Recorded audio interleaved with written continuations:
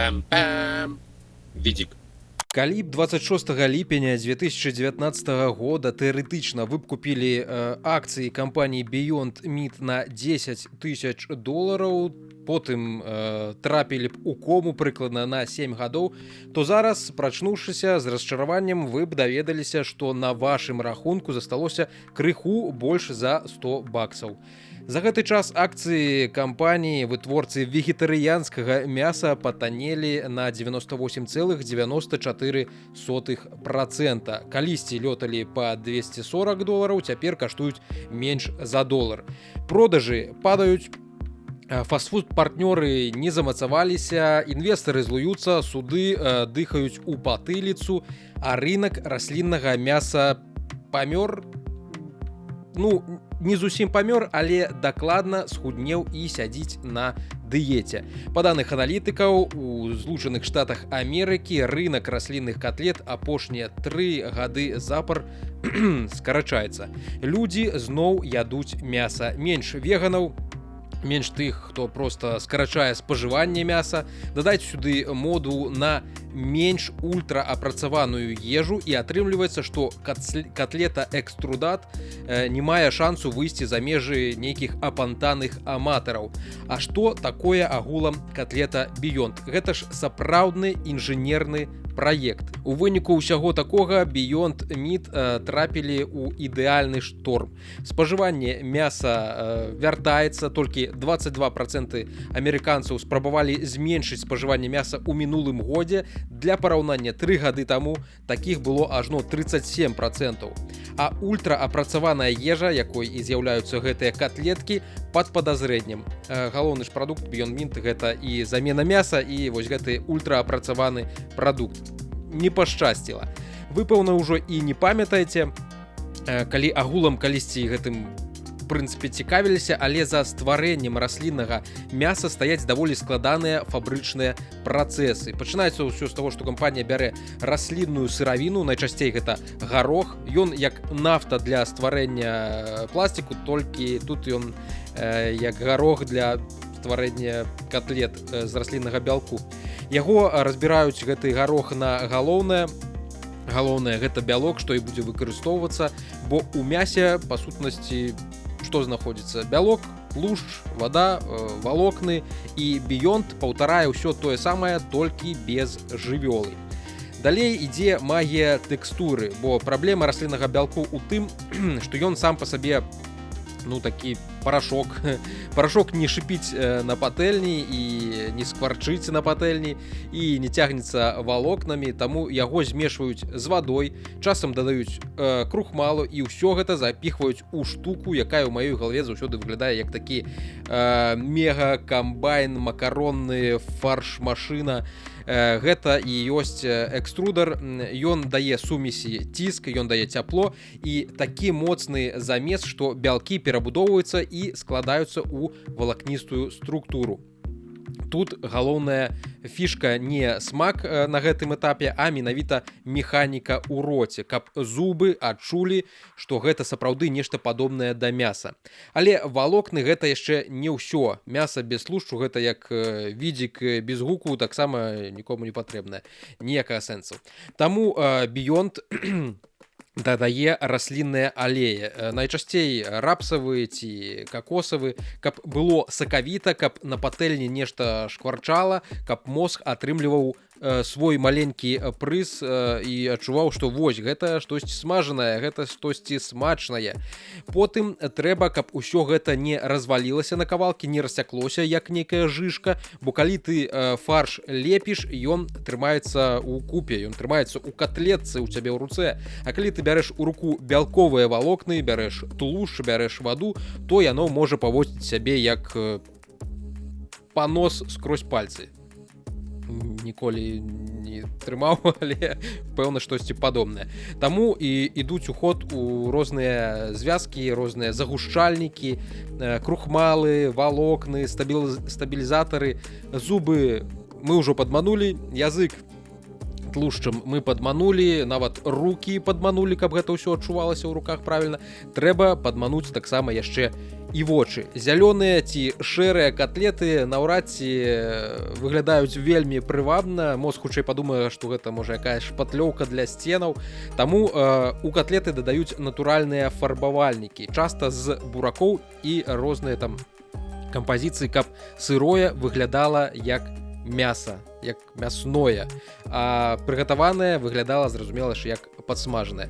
У некаторых прадуктах гэтага класа бывае нават эфект нібыта крыві, але па сутнасці гэта проста такая правільная праца з пігментамі у гэтым кавалку нібыта расліннага мяса.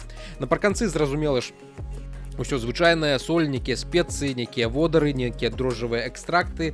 Гэта ўсё астуджаюць, пакуюць і адпраўляюць у супермаркеты, дзе яно павінна ляжаць, зразумела ж, на палічцы побач з экалагічнымі яйкамі, экалагічнымі ёгуртамі і рознымі іншымі экалагічнымі камбучамі, якія прадаюцца ў сучасных супермаркетах. Я, на жаль, сам не спрабаваў расліннае мяса. Хацелася б, але ў мяне ніколі не было такой магчымасці, ніколі яно мне на вочы не траплялася. У Амерыках, кажуць, у Бургер Кінгу веганскі бургер з такога мяса быў даволі папулярным. Даволі, але, відаць, усё ж такі недастаткова. Справы, зразумела ж, дрэнь, і кампанія Beyond Meat схапілася за апошнюю саломінку. Цяпер яна вырабляе газіроўку. Гэта, зразумела ж, не простая, а функцыянальная газіроўка. Гэта ўжо такі іншы свет, за свету чагосьці там тыпу прабіётыкаў, электралітаў, пратэінаў, абяцанак здароўя, здаровай ежы. І вось гэта ўся такая індустрыя. Людзі могуць баяцца фабрычнай ежы, але вось піць фабрычныя напоі яны, калі ласка, гатовыя хоць кожны дзень. Зразумела ж, што для Beyond Meat, дзе з мясам у іх нічога не атрымалася, вось гэты Beyond Immerse напой, які яны робяць зараз, гэта бізнес-магчымасць. Цяперака кампанія, якая калісьці абяцала стварэнне нашу будучыню без катлет з каровак, выходзіць на сцэну з газіроўкай. Не з бургерам, не з каўбасой, а з пратэінавай содай. У кампаніі амаль не засталося часу і варыянтаў, каб выжыць, таму хапаюцца за апошнюю саломінку. Beyond спрабуе ускочыць вось гэты халадзільнік з напоямі, каб адваяваць сабе час для інвестараў, для біржы, для чарговай змены нейкіх харчовых, пэўна, звычак людзей наступныя 5 гадоў, магчыма. Не факт, што содавы бялок выратуе кампанію, але як мінімум гэта спроба не патануць ва ўласным вось гэтым фаршы ілюзій. Спроба паказаць інвестарам, што кампанія ўсё ж такі яшчэ жывая, што яна умее выходзіць за рамкі катлетнай нейкай ідэалогіі, што праца з раслінамі гэта не толькі фарш, і калі не атрымалася з фаршам, то, магчыма, мы яшчэ штосьці зможам зрабіць гучнага і карыснага. Магчыма, праз 5 гадоў, як я ўжо казаў, мода харчовых звычак зменіцца, мода на расліннае мяса зноў вернецца, і Beyond Meat атрымае другі шанец. А можа, кампанія стане не мясной, а проста пратэінавай, як Pepsi, але з гароху. Вось такая сітуацыя з паміраннем, з пахаваннем расліннага мяса не атрымалася, было цікава, дзякуй, шкада, што я не паспрабаваў, але, магчыма, праз 5 гадоў вы яшчэ вернецеся больш моцныя, і тады мы абавязкова гэта ўсё паспрабуем. Гэта 67-й выпуск падкаста «Відзік». За мікрафонам Віталя Ляхновіч. Запісваю я яго ў такіх крыху паходных умовах. Спадзяюся, што галоўны гук будзе працаваць як след, як патрэбна. І перш чым мы працягнем з наступнымі тэмамі, я хачу падзякаваць за падтрымку спонсараў маёй працы, маёй дзейнасці, спярша магнатаў, што данацяць больш за ўсё, хоць і не мусяць гэтага рабіць, і каго я абяцаў узгадаць асабіста голасам. Гэта Мова.хау, Дмітрый Суднік, Хімік 94, Алексей Гулеў, Алесь, Алексей, Яўген Барановскі, Венте ID, Мармаль, Іван Янчук, Вожык, Георгій Пугачоў і Райдер 13. А таксама ўсіх іншых беларусаў, што гатовыя падтрымліваць беларускі контент, стварэнне беларускага контента на Патрэоне. Вось такія справы. Пяройдзем да наступнай цікавай тэхналагічнай тэмы, якая прынамсі пэўна ўжо можа тычыцца, лічы, што кожнага. Таму што на мінулым тыдні стала вядома, што такая кампанія, якую вы ўсе ведаеце, дзякуючы дронам DJI, якія ўжо не такія папулярныя пасля шматлікіх забаронаў продажы квадракоптераў у розных краінах. Дык вось у гэтай кампаніі знайшлі вялікую дзіру у бяспецы. І гэтая дзіра ў бяспецы такая, што праз яе можна бачыць і кантраляваць тысячы робапыласосаў, у якіх ёсць камеры, у якіх ёсць мікрафоны, якія запісваюць, як выглядаюць вашыя кватэры, як выглядаюць вашыя пакоі. Што агулам адбылося? Самі Аздуфал, энтузіяст штучнай інтэлігенцыі і штосьці крыху падобнае да праграміста, ён купіў сабе DJI Roma. Гэта робапыласос, робапыласос, карацей. І вырашыў, што было б класна, калі б можна было кіраваць пыласосам з дапамогай DualSense, геймпада ад PlayStation 5. Бо пагадзіцеся, гэта гучыць як правільны шлях чалавека, які вырас на відэагульнях і машынках з пульцікам. Усе мы пра такое калісьці марылі. Ён зрабіў такую самаробную праграмку, і калі яна пачала стукацца да сервераў DJI, высветлілася, што адказвае яму не толькі яго пыласос, а прыкладна яшчэ 7000 іншых у розных краінах, у розных кутках свету. І гэтыя пыласосы паводзілі сябе так, быццам самі іх начальнік. Можна было бачыць, як яны прыбіраюць пакой за пакоем, атрымліваюць іх статус кожныя некалькі секундаў, дзе яны, што робяць, колькі праехалі, што перашкодзілі, колькі зараду батарэі засталося, збіраць, зразумела ж, карты кватэр у выглядзе 2D-планаў і нават прыблізна вылічаць геалакацыю па IP-адрасе. Журналіст The Verge, які размаўляў з самі, ён праверыў гэтую дзірку ў бяспецы на робаце свайго калегі, даў самі толькі 14-значны серыйны нумар, які звычайна знаходзіцца на 10 там, карацей, на гэтым робаце. Вось такая будзе гэтая карта актыўнасці на нашых экранах. І самі з гэтым нумарам змог выцягнуць інфармацыю ад робата, вось гэта калегі, што ён зараз прыбірае гасціную і батарэя знаходзіцца на 80%, на паказчыку 80%. Пасля гэтага пачаў будаваць план памяшкання, і ўсё гэта з іншага кутка свету, праз акіян.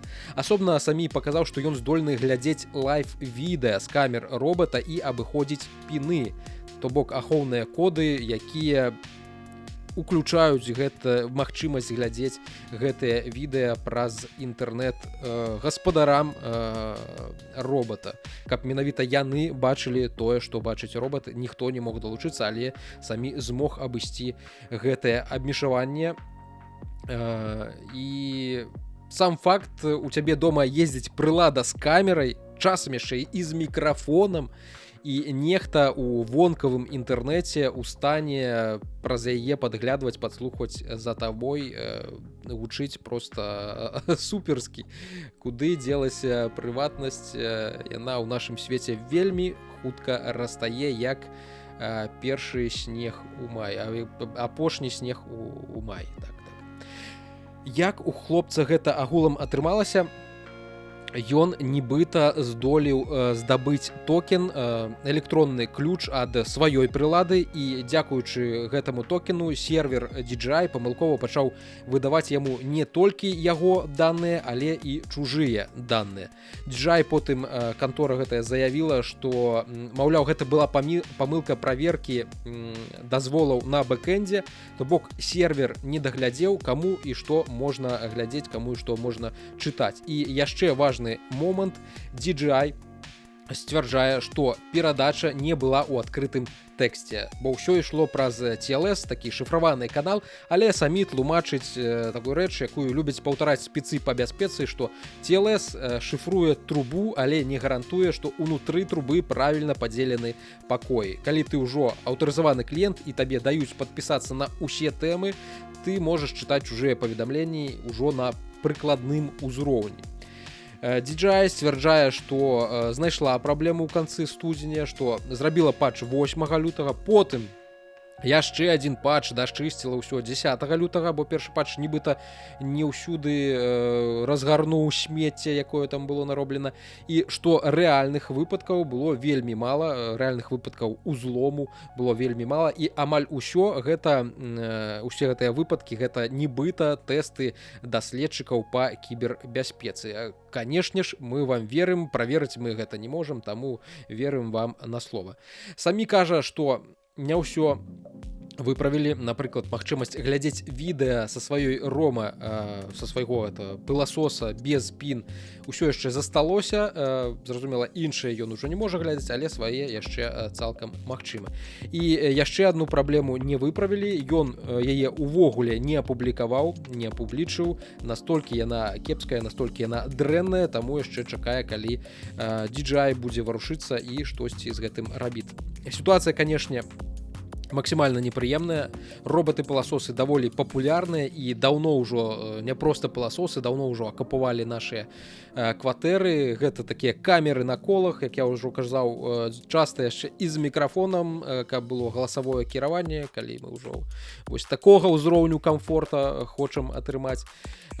Робяць карты нашай кватэры, ведаюць нашыя звычкі, калі мы дома, калі нас няма дома, калі мы якую-нибудь уборку запускаем, знаходзячыся дзесьці далёка па-за межамі дома. І калі ў кампаніі недакручаныя правы доступу на серверы, атрымліваецца сітуацыя, дзе разумная тэхніка працуе як такая сістэма назірання з выпадковым адміністратарам. Часам адміністратар можа быць і не выпадковы, хутчэй за ўсё, я ў гэтым не сумняюся. Невядома каму такія кітайскія фірмы кшталту DJI абавязаныя даваць доступ да сваіх роботаў. Гэта можа быць паліцыя, а можа быць і той, хто проста добра заплаціў, каму патрэбная нейкая інфармацыя. Колькі сваёй прыватнасці мы гатовыя абмяняць на нейкі больш высокі ўзровень камфорту, ці патрэбныя агулам камеры і мікрафоны ў пыласосах. Зразумела, што яны тады становяцца разумнейшыя, лепш бачаць, лепш чуюць.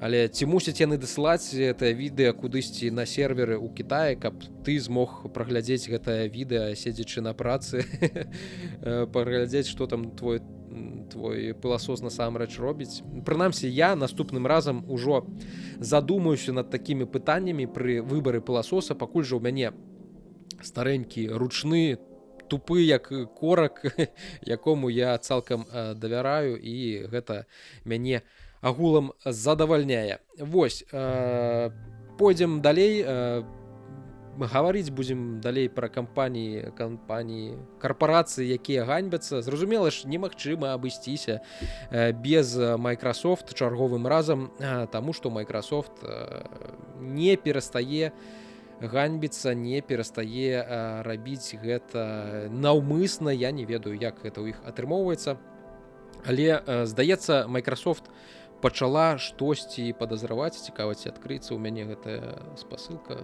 Дзякуй Богу, адкрылася. Дык вось, Microsoft пачала штосьці падазраваць пра тое, што Windows 11 і ўсе тыя бясконцыя праблемныя абноўкі і прапіхванне штучнага інтэлекта ў кожную дзірку непатрэбную і патрэбную не вельмі падабаецца карыстальнікам вінды. Яны задумваюцца пра немагчымае. Пераход на альтэрнатыўныя аперацыйныя сістэмы кшталту macOS ці нават Linux, чаму б і не. Асабіста я некалькі тыдняў таму назад усталяваў на свой персанальны камп'ютар на асобнае SSD сховішча дыстрыбутыў кэшы OS і пакуль што цалкам ім задаволены. Змог зрабіць немагчымае, змог зрабіць андервольтінг відэакарткі NVIDIA, і цяпер кіберпанк, трэція крыжаносцы з Last of Us у мяне ідуць з дакладней спажываюць магутнасці электрычнасці прыкладна столькі ж, колькі яны спажываюць на віндзе з андервольтынгам відэакарткі. То бок калі не рабіць андервольт, то у мяне умоўна крыжаносцы там 200 Вт спажываюць пад напругай, пад нагрузкай. Вось. А з андервольтам фепісы застаюцца тыя ж самыя, толькі яны пачынаюць спажываць 150-140 Вт. І ад такой эканоміі я не магу адмовіцца. Гэта гучыць вельмі прыемна. Амаль не страчваеш у прадукцыйнасці нейкай, у эфектыўнасці, але нашмат эфектыўнасці ты наадварот выйграеш, таму што відэакартка пачынае спажываць куды менш энергіі. Гэта прыемна, таму што яна тады і гучыць цішэй, вентылятары круцяцца менш, і яна агулам халаднейшая, чым пры поўным сілкаванні ўсёй той электрычнасцю, якая яна хоча у цябе з'есці. Вось. Давайте ўключым. Добра, яно зараз прагрузіцца. Карацей, пра вось гэта ўсё, пра свой такі досвед я, пэўна, падрабязна раскажу ўжо нейкім асобным відэаролікам на сваім, хутчэй за ўсё, асабістым відэаканале.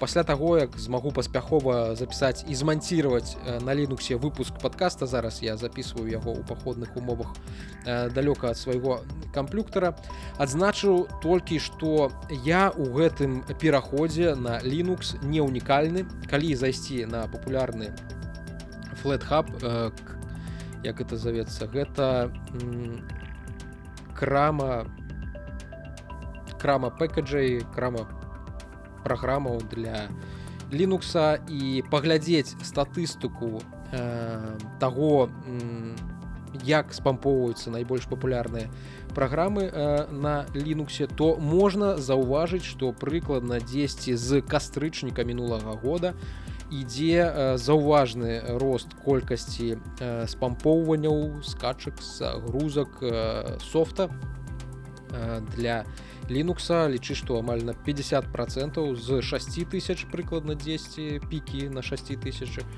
да пікаў на 10 тысячах.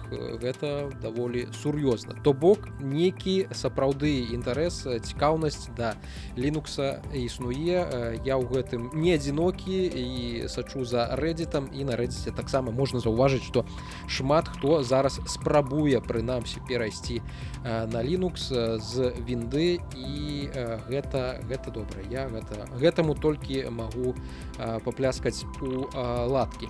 Пакуль жа зліўны бачок Microsoft, інсайдер з выдання The Verge Том Уоррен піша, што ў карпарацыі нарэшце ўсвядомілі, што штосьці ідзе не так, што яны давялі сваёй Windows 11 людзей да ручкі, і цяпер кампанія паспрабуе вярнуць давер, выправіць праблемы прадукцыйнасці, стабільнасці і ўсіх штодзённых раздражнялак, якія нібыта зараз існуюць у Windows 11, але нібыта выправіць, што ў мяне з дыкцыяй не разумею.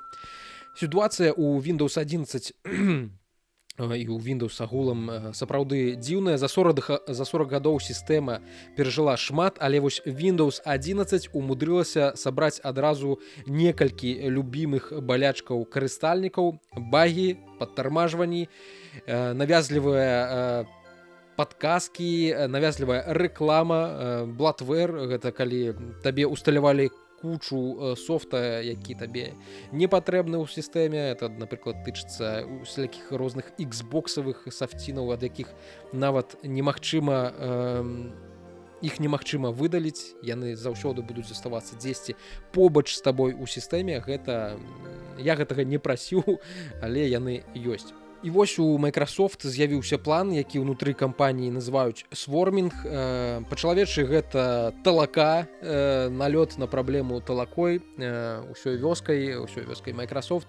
Калі інжынераў перакідваюць масава і тэрмінова, каб вылавіць і залатаць найгоршыя дзіркі, якія зараз існуюць у вінды, не адкладваюць на калі-небудзь пафіксім потым, а кіньце ўсё, што рабілі, і ратуйце карабель, пакуль ён не стаў нашай падводнай лодкай, нашым тытанікам. Прэзідэнт Windows дэпартамента Windows Devices Паван Давалуры адкрыта кажа: фідбэк супольнасці ясны, трэба палепшыць тое, на што людзі скардзяцца пастаянна, прадукцыйнасць, надзейнасць і агульны досвед ужывання. І гаворка не толькі пра нейкія такія вялікія глобальныя рэчы, а пра банальныя кшталту нармалёвага дарк-мода, бо цяпер ён часам паводзіць сябе так, быццам у сістэмы ёсць трошкі ноч, а тут трошкі дзень, і звычайны нармалёвы чалавечы дарк-мод лічы, што працуе кепска на віндзе. Карыстальнікі ўсё яшчэ бачаць, як праваднік можа тармазіць, абнаўленні могуць ламаць нечаканыя рэчы, часам наогул выглядае камічна, бо на Linux, на некаторых канфігурацыях ён умудряецца запускаць Windows гульні праз слой трансляцыі Proton лепш, чым сама Windows. Зразумела ж, што далёка не ўсё. Праблемы з гульнямі, асабліва на DirectX 12, яны існуюць, і з відэакарткамі NVIDIA праблемы да гэтай пары існуюць на Linux, а яны яшчэ ўсё прысутнічаюць, але ёсць надзея, што гэта бліжэйшым часам, бліжэйшым месяцы будзе змяняцца. Там, здаецца, зараз калдуюць над тым, каб вось гэтыя праблемы з падтрымкай DirectX 12 гульняў, якія выключна зроблены для гэтага API, яны зніклі. І вось такая выглядае гэта ўсё як такая хроніка смерці ад тысячы невялічкіх парэзаў. За апошні год у Microsoft яны доўга лячылі праблемы з ремоут-дэсктопам, з аддаленым працоўным сталом. Выпусцілі абнаўленне, якое выдаліла Copilot. Гэта было добра, але яны гэтага не хацелі. У іншых апдэйтах з'яўляліся дублікаты таск-менеджера, нават узнікала такая непрыемная памылка з аднаўленнем сістэмы. Таксама было палепшаны цёмны рэжым, як я ўжо казаў, працуе даволі кепска, і што асабліва смачна, 2026 год толькі пачаўся, а ўжо першае абнаўленне Windows 11 апісваюць як баг на багу, як сапраўдны кашмар. На некаторых машынах з'явіліся праблемы з выключэннем. Microsoft зрабіла out of band update, гэта такі пазапланавы аварыйны патч, які павінен быў пафіксіць гэтую праблему, выйшаў па-за звычайным графікам. Потым яшчэ адзін пазапланавы патч быў, каб выправіць крашы з OneDrive і Dropbox. У некаторых увогуле быў вясёлы сцэнар пасля студзеньскага апдэйту. Некаторыя машыны не грузяцца і засталіся ў такім improper state пасля няўдалага снежаньскага яшчэ абнаўлення. Гэта ўжо такі гучны дыягназ, а не статус. Але багі гэта толькі палова болю. Другая палова болю гэта агульнае раздражненне ад працы з Windows 11, бо гэта такі суразмоўца, які кожныя 30 секунд прапануе табе спампаваць, усталяваць Edge, паспрабаваць Edge, ён ужо усталяваны, зразумела ж. Microsoft вельмі агрэсіўна штурхае людзей у Edge і Bing, і праз нейкія падказкі, і праз абнаўленні, і праз хітрыкі ў інтэрфейсе з рэкламай там, дзе ты яе агулам не чакаеш, напрыклад, у пошуку. Штосьці шукаеш на сваім камп'ютары, табе прапануе штосьці знайсці ў інтэрнэце, калі ты туды пойдзеш, табе адкрыецца Edge, ты будзеш рабіць гэта праз Edge і праз Bing. калі нават ты ставіш па змаўчанні Chrome або Firefox у якасці браузераў, потым у старт-меню шукаеш файл, як я ўжо казаў, і Windows сябе накіроўвае у свой пошук, ёй пляваць на твой выбар. Такая вось знявага да карыстальніка. Плюс, зразумела ж, пастаянныя нейкія напаміны пра OneDrive, што ты мусіш купіць сховішча, уключы сінхранізацыю. І яшчэ адзін гарачы пункт — гэта тое, што Microsoft усё мацней цісне на ўваход праз Microsoft аккаунт, робячы жыццё аматарам лакальнага аккаунта без прывязкі да нейкіх блокаў усё складанейшым, усё непрыемнейшым. Вось. На гэтым фоне давер развальваецца. Людзі і так скептычна глядзелі на Windows 11 і пасля жорсткіх тых сістэмных патрабаванняў, якія патрабуе гэтая сістэма для таго, каб працавала на вашым камп'ютары. Літаральна мільёны камп'ютараў пакінулі за бортам, яны засталіся на Windows 10, якую хутка ўжо, здаецца, ўжо і перасталі падтрымліваць. Толькі там нейкія патчы бяспекі для яе будуць выходзіць. І потым асабіста для мяне такім гучным звонам стаў Recall, функцыя. Агулам я не разумею, навошта яна патрэбная, мне цалкам не патрэбная, пры тым, што яна мусіць працаваць па змаўчанні, яна будзе забіваць памяць SSD, якога і так заўсёды на віндзе не хапае. Гэта функцыя, якая робіць снапшоты амаль усяго, што ты бачыш на экране, што адбываецца ў цябе на экране. Фармальна дзеля больш зручнага пошуку, што я там учора глядзеў. Але практычна у людзей адразу уключыўся рэжым, што вось гэта сачэнне, літаральнае сачэнне за тваёй дзейнасцю на камп'ютары там, дзе яна агулам не патрэбная. Няма той праблемы, якая для мяне моцна вырашыў бы гэты Recall. Таму я даўно не абнаўляў сваю 11-ю вінду, каб не зацягнуць усе гэтыя капайлаты і ішкі і рэколы да сябе. І зразумела ж для мяне пераход на CashOS, на Linux, ён пакуль што выглядае вельмі прыемна. Мне падабаецца, як цішэй, з меншай тэмпературай пачаў нават у прастоі, калі нічога не робіцца. На віндзе ў цябе заўсёды будуць крыху працаваць кулер на працэсары. Гэта страшна. Я не ведаю, што там вінда робя ўвесь час без майго дазволу, без запытаў у мяне. Вось, агулам Microsoft цяпер у такой складанай пазіцыі. Давер не вяртаецца зламаным абнаўленнем, якое вось выйшла зусім нядаўна у студзені, і гучнымі расповедамі пра тое, што траціна кода для вінды зараз насамрэч вайп-кодзіцца з дапамогай штучнага інтэлекта. Давер — гэта калі твая сістэма не ламаецца ад чарговага патча, не змагаецца з табой за браузер па змаўчанні і не ператварае працоўны стол у вітрыну з рэкламай і прапановамі, ад якіх немагчыма адмовіцца, якія ты мусіш скарыстаць, калі хочаш карыстацца аперацыйнай сістэмай напаўнюткаю. Гэта херня, якая не павінна замінаць табе кайфаваць ад софта і ад жалеза. Вінда ўсё глыбей спрабуе засунуць руку туды, дзе гэтай рукі карпорацыі не мусіць быць. І так, факт, што ўсё больш людзей сур'ёзна глядзіць у бок Linux, сур'ёзна цікавіцца пераходам на Linux. Гэта ўжо не маргінальная гісторыя гікаў, ну нават не толькі на Linux. Linux хутчэй глядзяць геймеры, а тыя, хто толькі працуе на віндзе, яны ўжо глядзяць у бок Mac-OS. Вось, калі аперацыйная сістэма робіцца такім штодзённым раздражняльнікам, карыстальнік пачынае шукаць сістэму, якая проста працуе, якая не замінае табе працаваць. Вось, карацей, Microsoft абяцае, давер зарабляецца з часам, і мы яго адбудуем, але ўжо без асабіста мяне пераезд на Linux пакуль што задавальняе.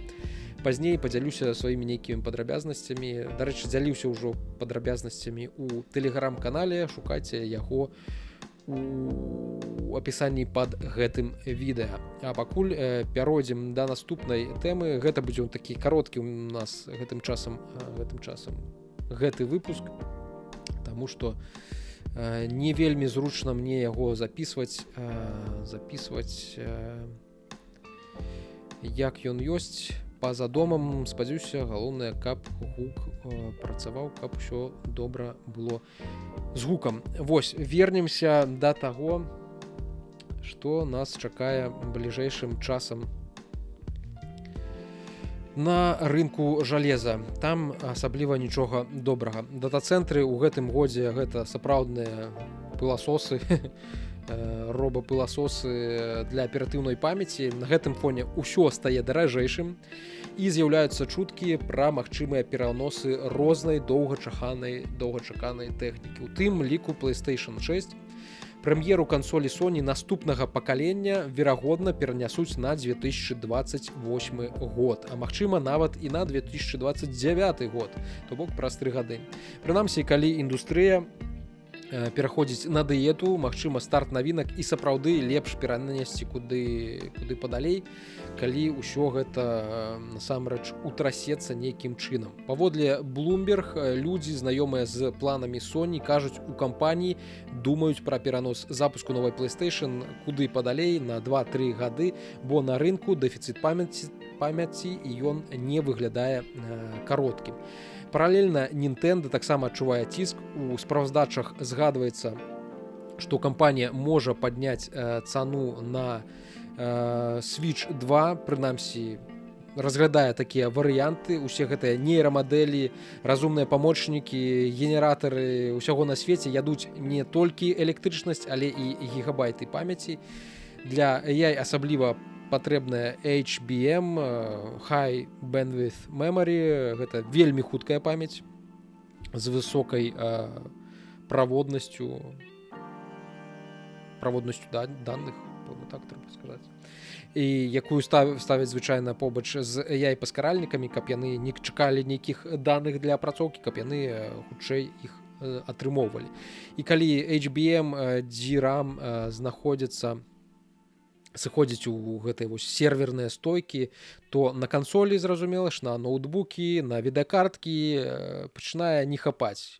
Хапаць прыкладна ўсяго. Яны не цікавяць варацілаў бізнесу, таму што не дзіва, што самі кіраўнікі кампаній кажуць пра такі структурны крызіс. CEO Lenovo адкрыта назваў гэта не кароткім ваганнем, гэта ўжо сапраўдны такі дысбаланс, які будзе ціснуць на ўсю індустрыю. А у Micron, адзін з ключавых вытворцаў памяці, топ-менеджер увогуле апісаў сітуацыю як самы вялікі разрыў паміж попытам і прапановай за 25 гадоў, за апошнія 25 гадоў.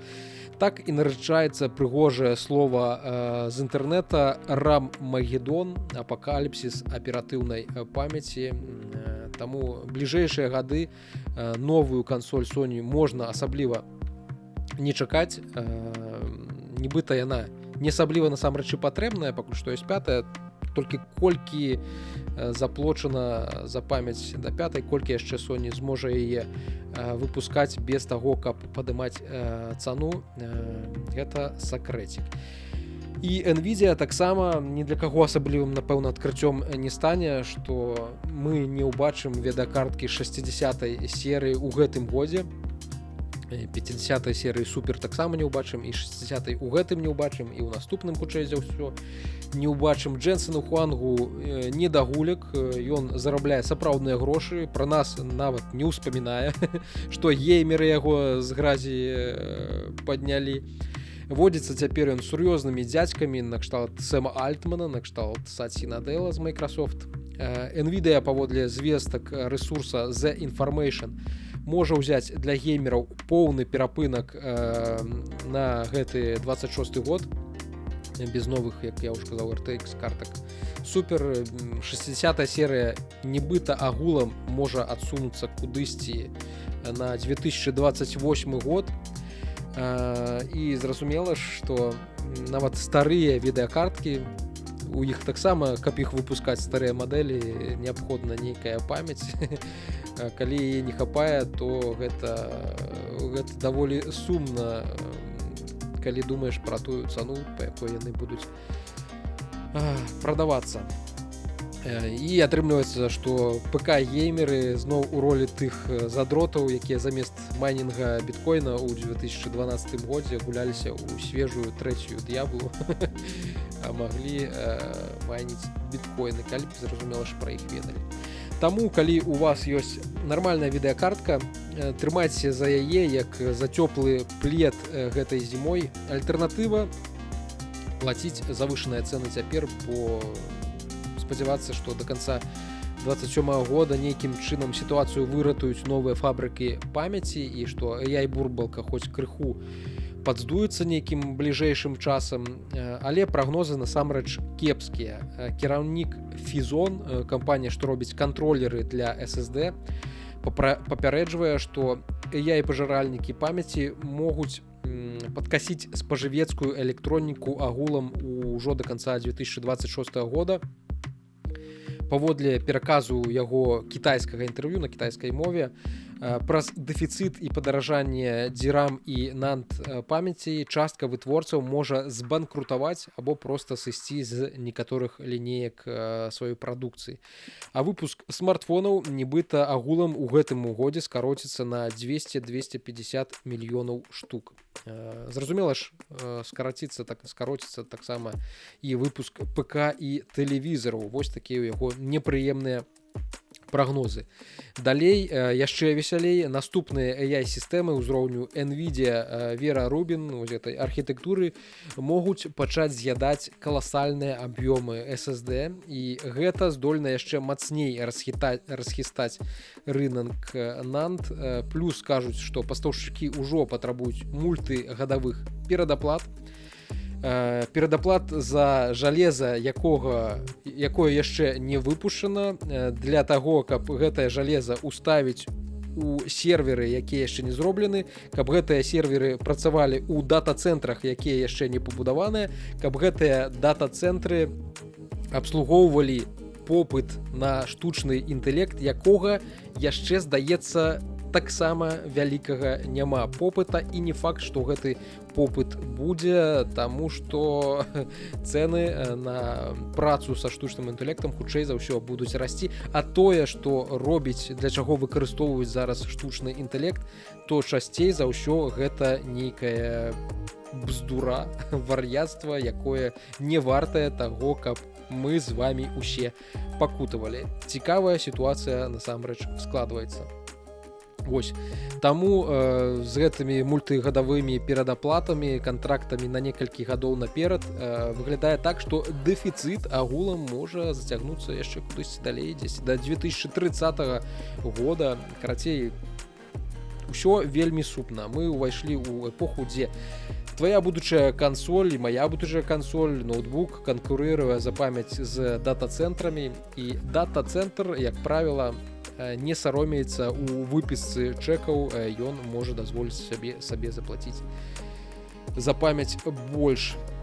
Вось, і такім кампаніям, як Valve, канкурыраваць з такімі цяжка. Дэфіцыт RAM і флэш-памяці даехаў не толькі да новых задумак у асобе з тым машыны, з якой зараз нявызначанасць, незразумела, калі і па якой цане яна агулам выйдзе, ці выйдзе агулам, ці таксама яе будуць пераносіць вельмі сумна. Але і ўжо легендарны Steam Deck, у яго таксама назіраюцца праблемы з даступнасцю. Кампанія папярэджвае, што кансоль будзе знікаць са складоў у некаторых рэгіёнах. У Штатах яна ўжо знікла, і што самае балючае, зараз не купіш ніводную канфігурацыю, нават якусь refurbished, усё вымелі пад нуль.